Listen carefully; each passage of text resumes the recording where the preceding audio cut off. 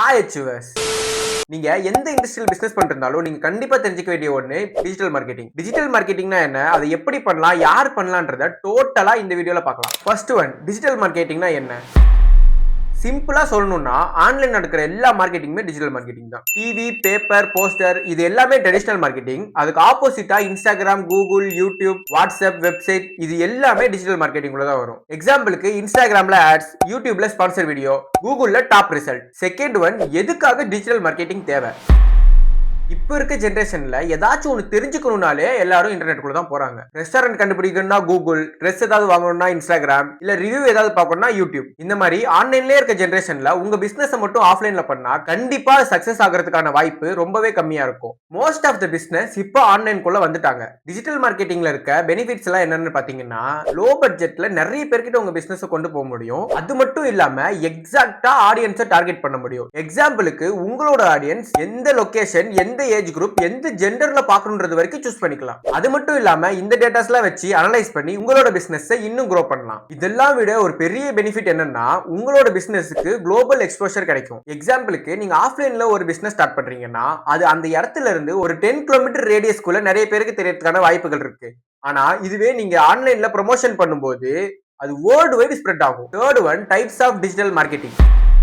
Digital மார்க்கெட்டிங்க்கு பல types இருக்கு. அதுல ஃபர்ஸ்ட் ஒன் என்னன்னு பாத்தீங்கன்னா சோஷியல் மீடியா மார்க்கெட்டிங். நிறைய பேர் அவங்களோட பிசினஸ் இன்ஸ்டாகிராம், யூடியூப், ஃபேஸ்புக் மாதிரியான பிளாட்ஃபார்ம்ல ப்ரோமோட் பண்றத பார்த்திருப்பீங்க.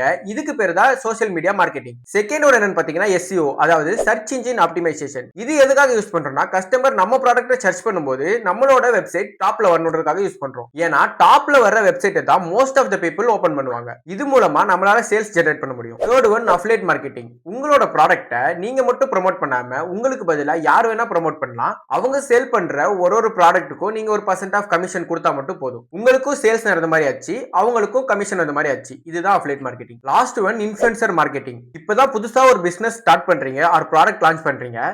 அந்த டைம்ல அதை வாங்குறதுக்கான ஆடியன்ஸ் உங்ககிட்ட இல்லாதப்போ நீங்க ஆல்ரெடி ஒரு செட் ஆஃப் ஆடியன்ஸ் வச்சிருக்க ஒரு இன்ஃப்ளூயன்சர் கிட்ட உங்களோட ப்ராடக்ட்டை கொடுத்து அதை ப்ரோமோட் பண்ண சொல்லலாம். இது மூலமா உங்களோட பிசினஸ் க்ரோ ஆகும். எக்ஸாம்பிளுக்கு இப்ப நீங்க ஒரு வே புரோட்டீன் சப்ளிமெண்ட் எல்லாம் சேல் பண்றீங்க அப்படின்னா, அந்த ப்ராடக்ட்டை ஒரு ஃபிட்னஸ் இன்ஃப்ளூயன்சர்ட்ட கொடுத்து அதை ப்ரோமோட் பண்ண சொல்லலாம். அதுவே நீங்க ஒரு ரெஸ்டாரண்ட் ஓபன் பண்றீங்கன்னா, ஒரு ஃபுட் பிளாகரை கூப்பிட்டு உங்களோட ரெஸ்டாரண்ட்டை ப்ரோமோட் பண்ணலாம். லாஸ்ட் ஒன் என்னன்னா, how to use digital marketing.